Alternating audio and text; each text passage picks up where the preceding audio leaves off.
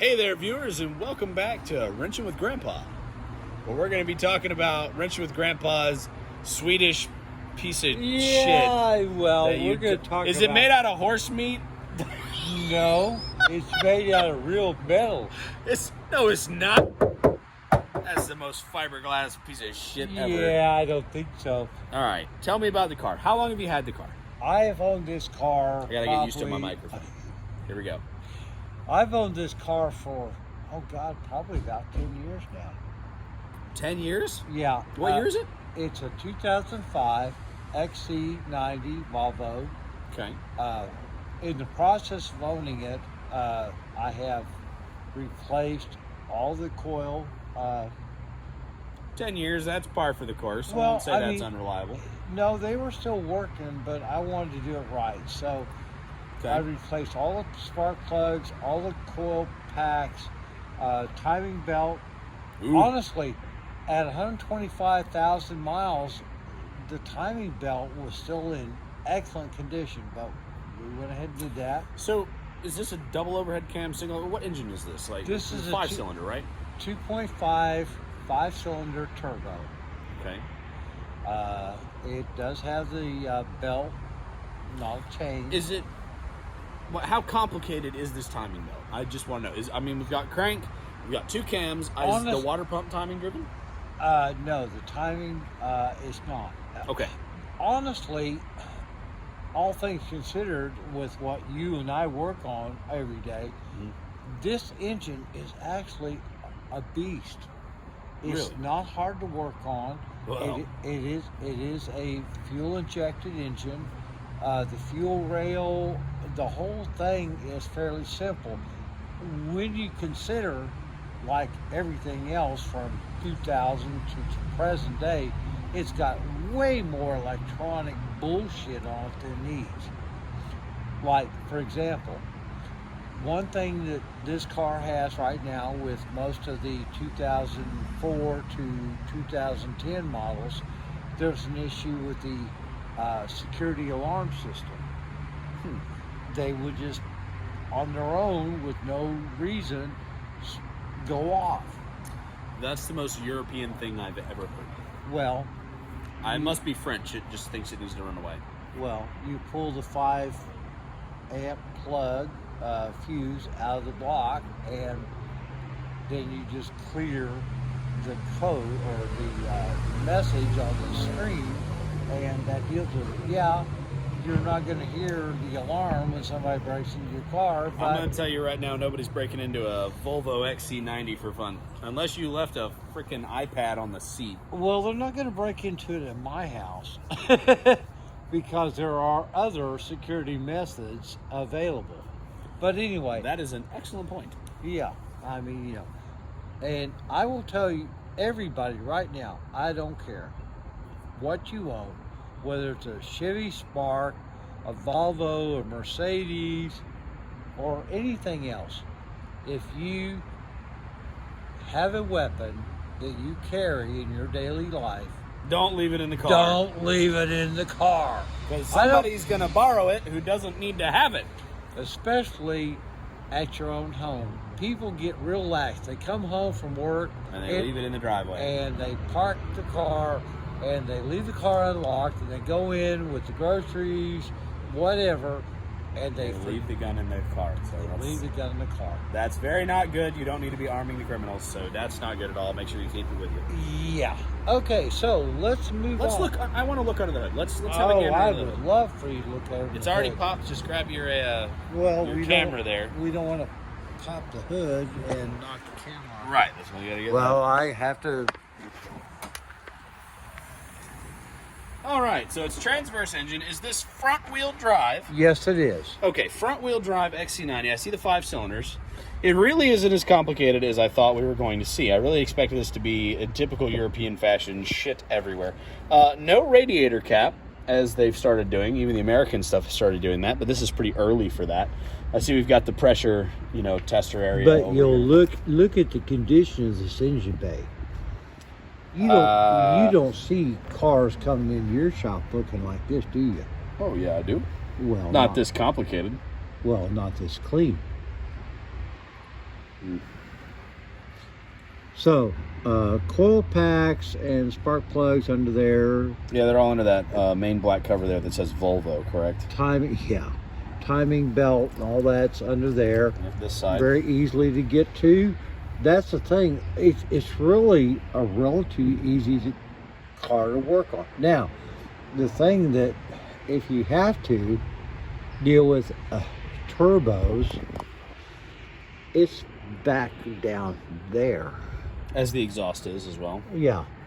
And so if you have to deal with your turbo, you have to basically move the engine. That doesn't mean you have to completely drop it, but you do have to unbolt a couple of the mounts and shift this thing forward. Well, you gotta disassemble the subframe and drop it about 4 inches to get to everything. But well, tell me, is this the original turbo though? Yes, it is. And how many miles do you have? 170,000 miles on it right now. So 170. We're gonna round that to close to 200,000, and it's not had a turbo failure. No, it's accurate. The mileage is correct. Well, I'm just saying it's impressive that it hasn't gone through a turbo. I don't know a single Ford that hasn't gone through multiple turbos by. Well, this isn't a Ford. Well, it's it's not a Toyota either. So. Yeah, well, I'll tell you what. Honestly, I mean, you know my love for Toyotas. Toyotas are the best. But this thing has proven to me, and this is my second Volvo, and I've had 3 Toyotas. This thing, with the proper maintenance and stuff, I'd put it up there with Toyota. I don't know. I'm gonna stop right there though. So I'm not just a Toyota fanboy. I got a little evidence to back up my statement. That is my 4Runner. That 4Runner will kick this thing's ass in every category, whether it be reliability, off-road performance, dependability, and aftermarket parts availability. That thing is winning. I will see high mileage versions of these, but they've always had to be meticulously maintained. I see high mileage 4Runners like my Welders, who he doesn't even routinely check the oil and has run it out of oil multiple times. It's still at 350,000 miles on the original engine and transmission with no problems.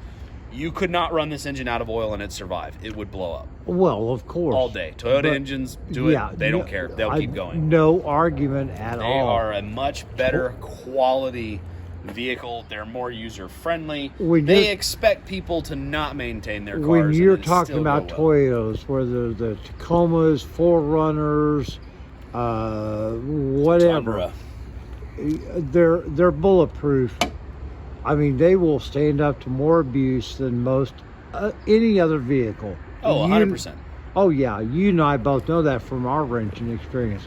But this has really surprised me over the course of my ownership. And like I said, this is my second one, Volvo. They're solid. I mean...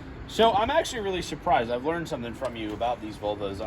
You're the first person I've talked to who's owned a European car who hasn't just been really angry about it, because everyone you talk to who owns a Volkswagen for longer than a year, they hate that piece of shit because it's a piece of shit.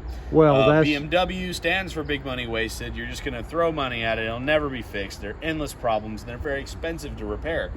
With this, on the repair bill side, if you were a regular person, you weren't doing the work yourself, you're a regular owner of this car, if you own this car, does this cost more or less to maintain than the similarly sized Highlander or RAV4? It's very comparable. Now, no. I'm serious. Okay.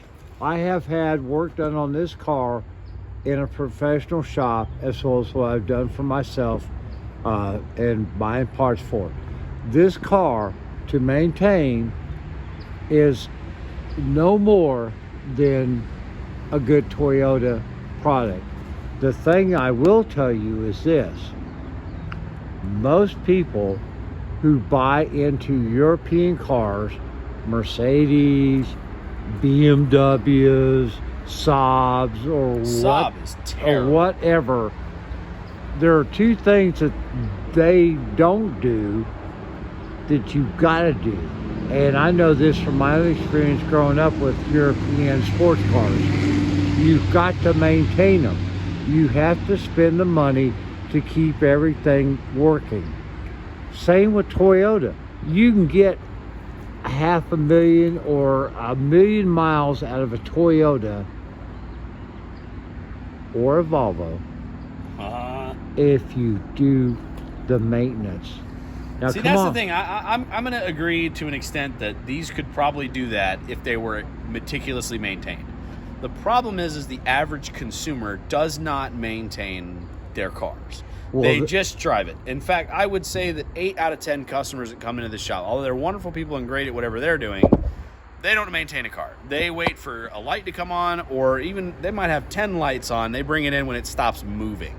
Most people do not maintain their cars. And I think that if you're a manufacturer, you should prepare for people to not maintain their cars. And you should try your best to educate them and have them maintain them, but prepare and provide the quality like Toyota does where it doesn't matter. Or even, let's not just be a Toyota fan, so you know I'm not just talking out of my butt.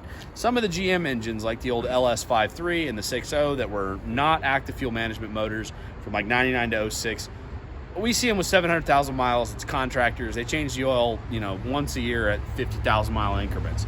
Those engines are still running and driving just fine. They've been on there forever. 4L80, no maintenance, hundreds of thousands of miles. They built a good quality product there. Now, a Chevy Malibu is a Malibu, so it's not a GM across the board is not good, but they did have their moments. Maybe Volvo has that. I don't have the experience in that department. I just know, looking under this hood, I can tell you right now, the average consumer is not maintaining this crap. This looks like such a pain in the ass to do a lot of stuff on. This backwards belt design is unusual. And there's just a lot of stuff going on here that I think, if I was the owner of this car, I wouldn't be the owner of this car. I would buy a Toyota. That's what I would do. Well, because I know I don't do my maintenance on time. Well, because I'm too busy. Well, that's the thing. Most people don't have the opportunity or understanding. That's the thing in the automotive community today, as far as consumers buying cars. They're looking for something, get in, push. They don't even turn the key anymore. They push the button and then they drive off. Yeah, and they drive off. And when the light comes on, they take it to somebody to deal with the light. They don't have a clue what's going on with what they have. But these older generations, this is a 2005, that's what, a 2000. That was kind of the breaking point when we stopped seeing cars produced for longevity. Yeah. And started seeing cars that were being built to sell. Away. They're being built, thrown away. Yeah, they're just like build it, give it the features, throw it out. That's what they want. Bic lighters with the flame adjustment. Yep, and that's here's something about that. I think that's a cultural shift. I really think that the world is moving towards a disposable car. Gotta wait for the hot rod to go by. Well, anyway, didn't see the highway patrolman behind him. Yeah. So, what I was saying is I think that we're moving to a disposable society. I really think we're going to get to the point with electric cars coming out that you're going to own the car for 3 years, do absolutely nothing to it, and trade it in or throw it out when you're done. I foresee that. People don't fix TVs anymore. Remember, TV repair used to be a big deal. Yeah. I mean, now, nobody fixes a TV. You just go buy another one. I think cars are going the same direction, but it's going to take longer because there's so much more in a car than there is in television. A television, nobody fixes them. There's no point. A television at a pawn shop is $20. Why would you ever fix a TV when you can buy a whole new one for $20? It's not worth somebody's labor. That is the direction cars are going. They're going to move to the point where they're cheap, they're crap, they only last a couple of years. You throw them out and get a new one. That's the direction it's going. I don't like it. I don't agree with it. I'm going to keep my Toyota forever. The problem is they keep trying to ban it. So what are we going to do? We're going to end up with a piece of shit that lasts 2 years and we have to go get a new one. No, we're going to stockpile gasoline and ammunition and crackers. And parts. We're not going to end up on the show preppers. I got my own show to be watching, so yeah. We got too much going on there. So, but no, I mean, you look. Whoa! Careful there, Grandpa. Don't fall down now. Well, uneven gravel. Yeah. I'm in my Crocs, and they're not working. Crocs are not off-road tires approved for this driveway. No, they're not. They're not. right, And tell I me apologize, folks. It's been a long day. Tell me about interior quality. What do we have in here? I noticed we have a headliner delete going on. Yeah, well, What is going on in here? well, sit down inside and feel the comfort. I am really dirty from working on stuff. Well, today. I get in this car every day. This is my daily driver. Well, you be cleaning stuff, making it all nice and squeaky clean. No. I'd be getting stuff that looks like it just jerked off the La Brea tar pits. Well, I'll sit in it. Here we go. yeah, I mean, I'm an auto detail. I got shit to clean stuff, everything. All right, very small cabin. If you shut the door on me, I bet I'd be really cramped. Well, you could Let's adjust have the a seat. gander. Well, the seat's the perfect height. I can reach the pedals perfectly, so you and Yeah. I must sit at the same position. In fact, I can even see out of your mirrors, so we must have the same height. Well, torso. we're pretty close. Is the key in there? It is. Well, I'm just looking around at the features at the moment. Well, now here's something. We have a lot of missing Well, components in here. Well, all of the A-pillar covers and everything, and all that has been removed because of the headliner. But it's I love the twisted up side curtain airbag you've got in here. yeah. Well, you know what? It for me, For 05, this was state of the art. Like, this was fancy shit in 05. it is.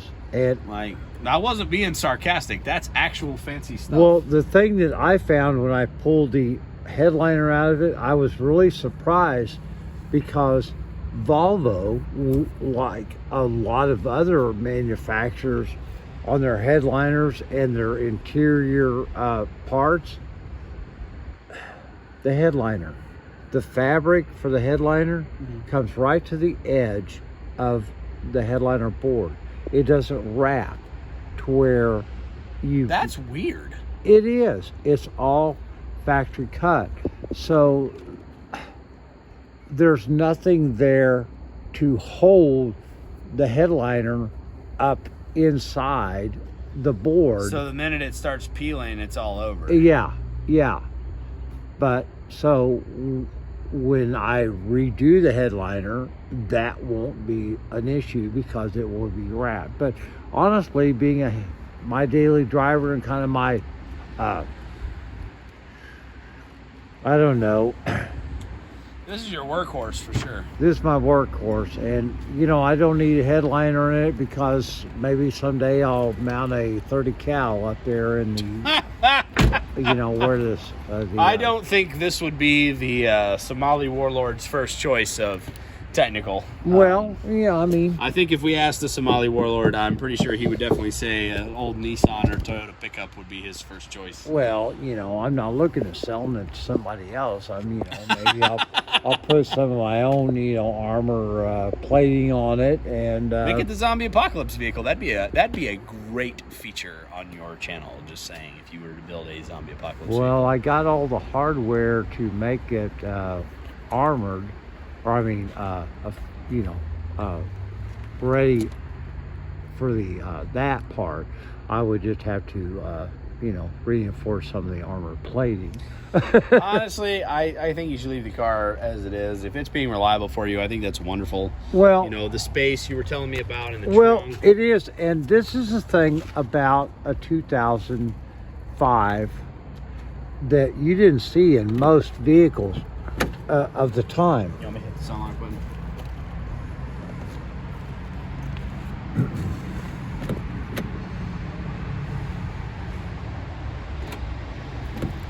No, Go the other way? no. There we go.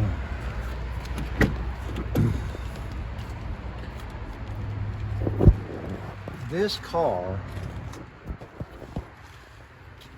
excuse my daily stuff here.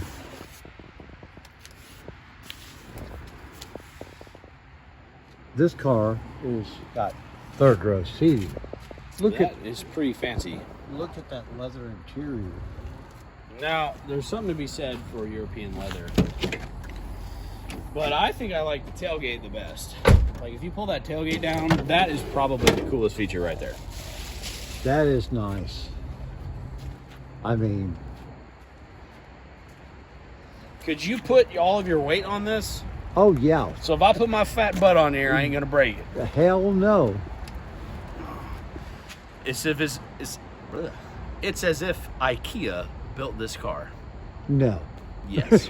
This is some interesting engineering going into a tailgate that does feel very solid. This and my Silverado would be comparable for solidness on the tailgate. I'm very impressed. So this is some IKEA level engineering to make an SUV with a tailgate. I have actually put over 300 pounds on that tailgate. Well, you're just about doing that right now. Not to tote my own horn, but you're almost there right now. But the nice thing is, for this vintage 2005, 7-person seating was unheard of, third row seating in a vehicle this size. I'm going to disagree. The Highlander is pretty close to the same size and it had third row seats. And the Pilot, the early Pilot, had come out in 03 and it had similar sizing and it had third row seat. One thing I will complain about this third row seat, there's no way you're fitting a grown adult in this third seat. Oh, yes. I'll be honest though, how many times would you ever request an adult to sit back there? It's definitely for kids. Well, it should be. That's That's what it is. But like, in a Suburban, zip tied back here. in a Suburban, you could definitely fit 7 full-grown adults in there. But a Suburban is a much bigger vehicle. You're not going to get the gas mileage. So, I mean, this is basically a multi-tool, whereas the Suburban would be a machete. It's One trick pony. I've got a 2004 Tahoe Z71 that's got the third row seating, and with that, but you're looking at a vehicle that is damn near twice the size of this one. For this, I would say a Tahoe and this are pretty comparable as far as how much space they take up in the yard, but I would not say that they're in the same platform. This is definitely smaller. I bet it gets better gas mileage. What are you getting, mid-20s? 21, 22. That's pretty good. Pretty sad for a 5-cylinder to only be getting that. Well, our little Danger Ranger over here, our shop truck, is a 3.0 V6 6-cylinder, and that over there, we're getting 27 out of it. Yeah, but guess what this weighs? A lot. 4,600 pounds. I think that truck, regular cab Ranger, weighs 1,500 pounds. Yeah. You know, if you and me were motivated enough, we'd probably just pick it up by the back bumper and use it as a big-ass wheelbarrow. I'm not that motivated tonight, but no. Yeah, it gets 21 to 23 miles per gallon, and that's combined street and highway. That's pretty good for this category of SUV. I think the turbo helps out a lot with that. Well, it does, and it's the stock small turbo. If I were to put a Proline supercharger or turbo on this, it'd probably bump it up a bunch. But that's not the point. The vehicle weighs 4,600 pounds, which means it's solid. If I hit something or somebody hits me, I'm not going to die in a crash. I think Volvo has really prided themselves on their safety. When I was driving a tow truck, you see crashes, and I didn't have many Volvo crashes because they're not super popular over here in the U.S. We had 2, and they were both pretty severe. The cars were complete total losses. Everyone inside was okay. So I do think there's something to be said for safety. In fact, if you go on the other YouTube page here, you could see there's lots of crash tests that they do with these Volvos, and they are impressive with what they can handle. In fact, Volvo, I think they have a channel, or they posted a promotional video where they did a slight offset and a rollover all at the same time with one of these XC90s, but a much newer one, and everyone inside would have survived. They did it with crash test dummies, and everyone inside was completely okay, and they would have survived with minor injuries from that kind of a severe impact. So I do think Volvo prioritizes safety first, and that's why you get a bunch of stuff that doesn't make any sense or it's hard to work on, because they prioritize the safety over the ability to work on it, simplicity. They threw all that out the window and went for safety first.